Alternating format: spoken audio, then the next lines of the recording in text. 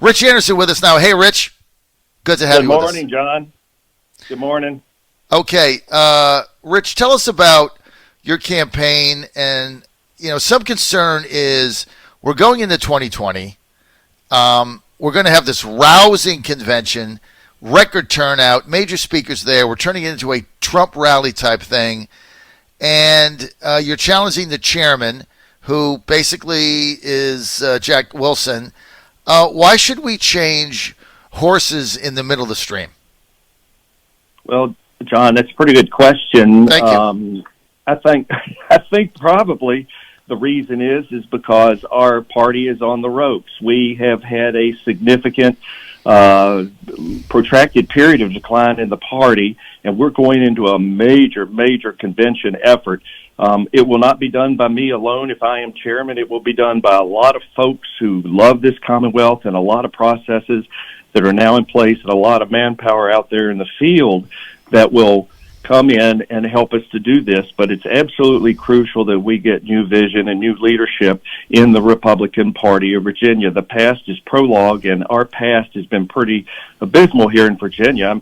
We've got a trifecta of a Democratic governor, lieutenant governor, and both houses of the Virginia General Assembly. We just can't navigate our way to this election in the way that we have in the past. If we always do what we always did, we'll always get what we always got. Pretty much it. Okay, you cannot defend Jack's record as chairman. The party is bankrupt. He's not raised any money, and he didn't preside over 2017, but he presided over the end of 2018 and all of 2019, and we lost everything. So you can't defend his. I mean, he can't defend his record. It just doesn't. It's just impossible. So his contention for getting reelected is that, look, it's about Trump in 2020. I've got a relationship there. I know the apparatus. I'm focused on winning in 2020. Somebody new gets in, takes them 90 days to change everything over, and then we're behind the eight ball. How do you respond to that? Well, I could respond to that with any new chairman, whoever that may be, can step into this whole process and take leadership, particularly if they have experience at large organizations. You mentioned earlier about my career path. I was a senior leader at the Pentagon. Before that, in Air Force operational units. I commanded the Air Force Auxiliary, which consisted of 60,000 members in 1,700 units, principally in CONUS in the continental United States, but also in overseas locations. So I can tell you right now, I know how to run a big, complex outfit. I think that's probably why a number of people urged me to do this. You had mentioned earlier that our Republican delegation, Morgan Griffiths, Rob Whitman, Ben Klein, are supporting me. I have a large support in the House of Delegates delegation as well as the Senate delegation, but those people don't really count to the depth that our volunteers, our grassroots people in the field count.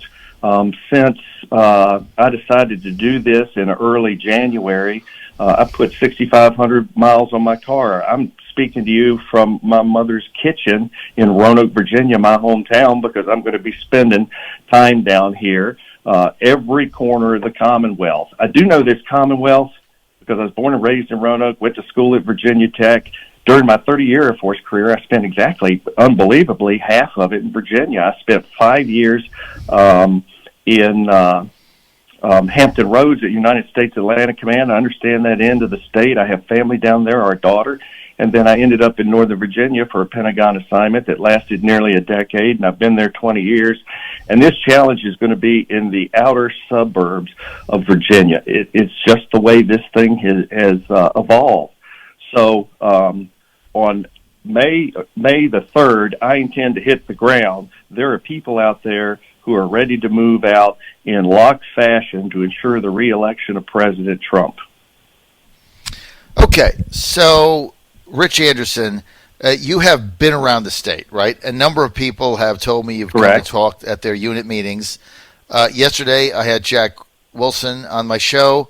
I got a text from somebody in New Kent, said he hadn't been there. You had been there. Got a text from Amy in Fairfax said Jack hadn't been there. I think you went last night. Both you and, by the way, the other candidate, we'll get to him in a minute, is Mike Schower, and he is the unit chair for Lancaster.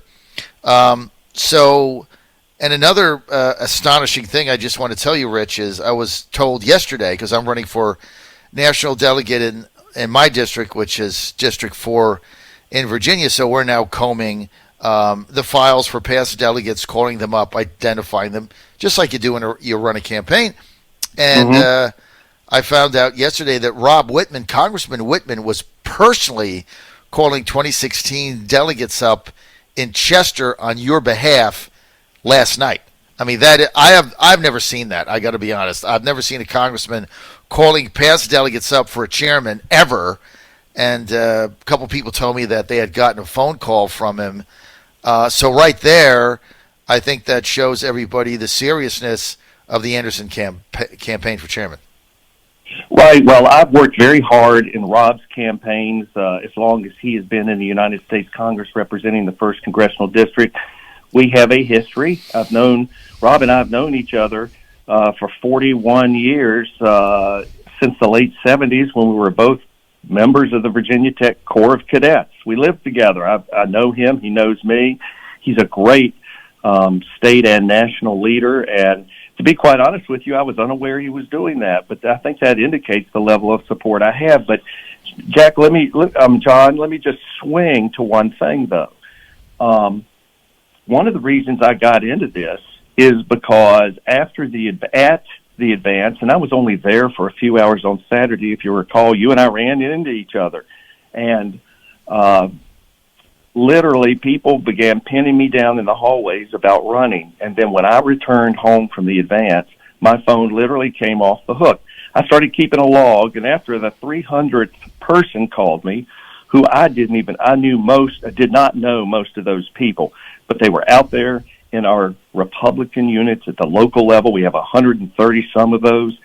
And I finally decided maybe I need to do this. And so if I can play a role, and it will not be an exclusive solo flight for me. We've got to fly in formation, if I can draw that analogy, to win this for President Trump this year, and then to begin the long game of recovering our party so that it wins in Virginia. So, Rich, you were pretty much an avowed never-Trumper for a long time. In fact, when you ran your campaign in 2019, you ran away from the president. I'm not disputing your strategy. That's not true. John, that's actually not true, but go ahead and then I'll respond. Well, you didn't embrace the president. Then the guy you hired to help you, Nick Collette, is probably one of the most vicious of the never-Trumpers on social media, young fellow that used to work for Obenshain. I'm just not interested in any more Republicans that hate the president. We've gone through this in the administration, the John Boltons, the whole bunch of them, the Kellys. I'm sick of it. I'm just sick of the never-Trumpers getting into positions and then screwing Trump. And so that's my concern with the campaign. And, my question is, during 2016, where the Trump delegates there were getting raped on the floor by Cuccinelli and the Cruz people, where was Rich Anderson? Where was this other guy, Mike Schower? Where were these people? Where have they been for Trump 2016, 17, 18, and 19? Now all of a sudden they show up, hey, we're for him after we've been fighting him. Explain that to me. Help me. Well, let me explain that to you, John. In 2017, when I ran and was unsuccessful, I knocked on literally thousands of doors. And at the doors, that was the first year of the Trump presidency, I ended up having an infinitesimal number of conversations at the doors. I'm into grassroots politics. I may have been a delegate, but if you were to ask anyone in the Prince William Republican Party committee in my home community, you would see about the depth of immersion I had at the doors, always speaking on behalf of President Trump.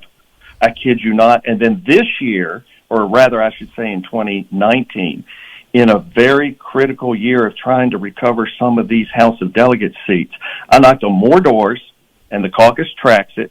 I knocked on more doors than any delegate candidate in the state of Virginia, 10,000. And I can tell you that I had deep, searching discussions about President Trump, and anyone who was with me at those doors will know that I supported our president. I spent 30 years in a military uniform. I have a special respect for the office of the President of the United States. I took an oath to do so, and I am still subject to recall to active duty. There's a low opportunity of that happening, but nonetheless, I embrace those same principles. Now, when you mentioned the convention in 2016, I was present at that convention. It was in Harrisonburg, I think, if I remember correctly. The Harrisonburg heist. Okay, and I think that was my second convention. So I go to the convention, and obviously I'm not steeped in convention politics. I'm accustomed to retail street politics, running in elections for public office. But what I remember about that, and I have very little memory, but the one blazing standout memory I have is how that convention was pure pandemonium. Let's just use that word. I remember getting there, and it became immediately confusing to those who weren't steeped in convention dynamics. Right. And as I recall, early on, the chairman of the convention lost control of the convention and permitted all those other things to unfold. I remember it was a battle, if I recall, over delegates to the Republican National Convention. Right. And it became a runaway convention, and the chairman lost control of the convention. And I got to tell you, I know something about parliamentary procedure. I know something about Robert's Rules and Jefferson's Manual and how to chair a large-scale gathering. I know how to do that. I navigated the floor of the House of Delegates and chaired a committee, and I can tell you I know how to operate in that forum. And the chairman lost control, and that we saw pure pandemonium and all of those things that happened. Okay. John, let me just say one more thing, if I could. Yes. That was a very disturbing period, 2016, 4 years ago. But what has happened now is, for those people who doubted in 2016, the president has turned this country around. We have a roaring economy, unprecedented employment rates across not just minority demographics, but all demographics. He's rebuilt our military, very precious to me. He's preserving our Second Amendment, very precious to me. He's preserving life, protecting life, very important to me. He has navigated us to a place where we may be ridiculed by certain elements in our country about our foreign policy, but by God, people know that he carries a big stick, and it worked for Teddy Roosevelt, and it's working for him. So I think I think it's time for those who were doubters to move on from those partisan politics of 2016 and to engage in making our country what it should be. Okay, I'll take you on face value that if you get in there, you're not going to screw Trump. Let me just ask you this: I make that public pledge here and now. All right. Well, I'm gonna hold you to your word because look, Rich, I don't want to go back in the past and Cuccinelli threatening the convention and all that. And we called it the Harrisonburg heist. We got screwed there. They shut my microphone off as the chairman. They took key people out after we had a pledge deal. I don't want to go back and relive that or relitigate that. It is what it is. But what I am interested in is, we've lived through this administration with bringing all these never-Trumpers in, and they've screwed the president at every turn. That's all I know. And so I'm just, frankly, Rich Anderson, I'm sick of that. I'm just not interested in these people anymore. And so I want your assurances that if you get in there, you're going to stand behind President Trump and his America First policy agenda as it relates to Virginia.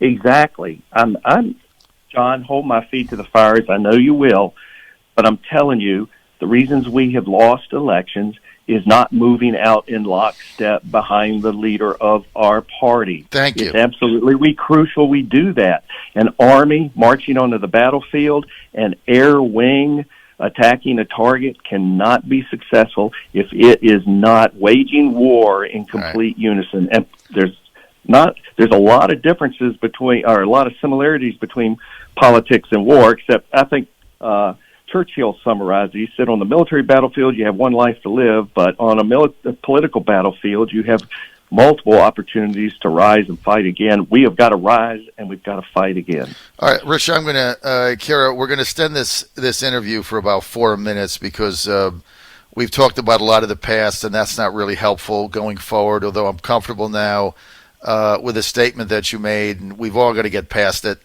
But let me just ask you this. Give me the 5 things in a couple of minutes that you're going to do, the 5 things that are not being done now, that if Rich Anderson is chairman, that you're going to do for the Republican Party of Virginia that is going to make a difference.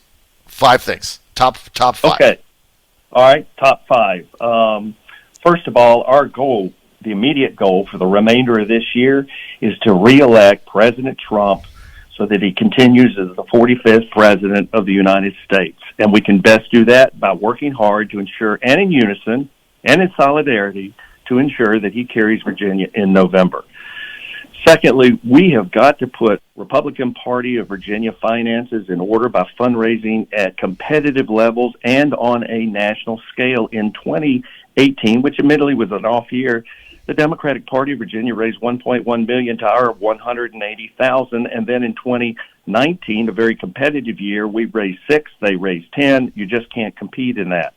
And so I plan on moving into those areas and also to increase participation by small givers. Those 2 elements, big givers and small givers, are absolutely crucial. And the best way we can do that is forging a Republican Party of Virginia that, again, earns the trust of our rank-and-file members, our elected officials, our voters, and, of course, our donors.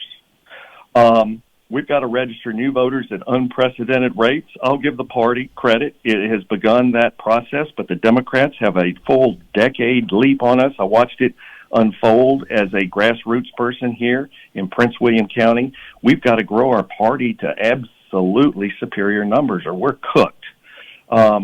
We then, once we've got all those people in the bucket, so to speak, we have to develop aggressive voter turnout mechanisms because we've got to ensure historic participation by Republicans. I've heard you talk about better modeling and predictive models and not flying in the blind. We absolutely have to do that.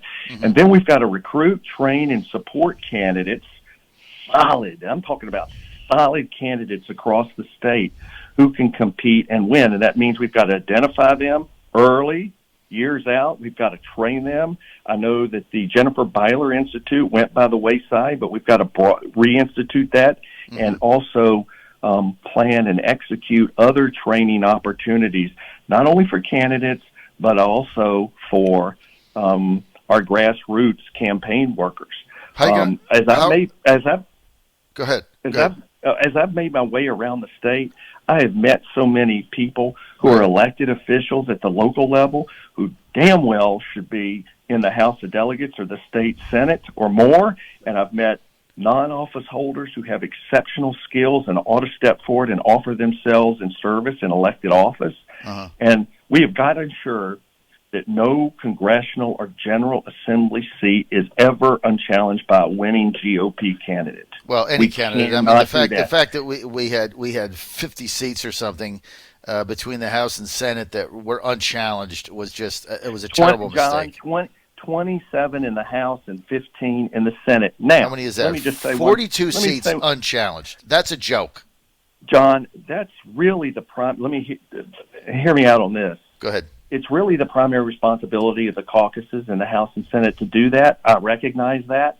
But by God, this party had better work in lockstep with those caucuses. They're a major stakeholder, just as our local units and volunteers are, and play a supporting role. And where the caucus has difficulties, I believe that RPV should step in and help to deepen that bench so we don't have uncontested seats without Republicans.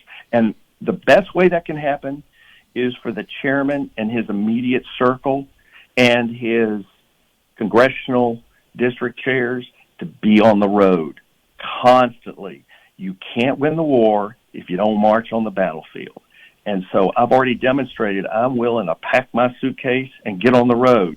And what you also don't know is, as an aviator, as a pilot, I intend to be a flying chairman. I can get to Abingdon from Northern Virginia in about an hour and a half. Mm-hmm. All right. Look, Rich, let me ask you one other thing.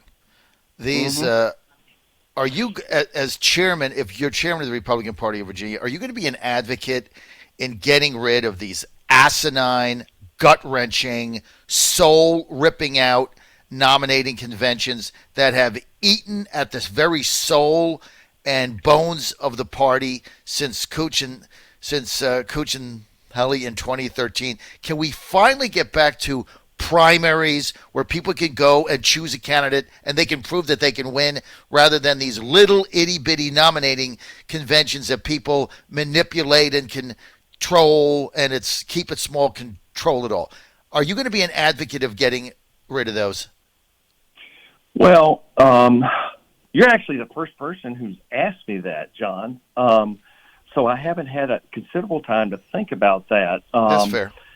Now, when I was for my 4 elections as a delegate representing Prince William County, I was always nominated by a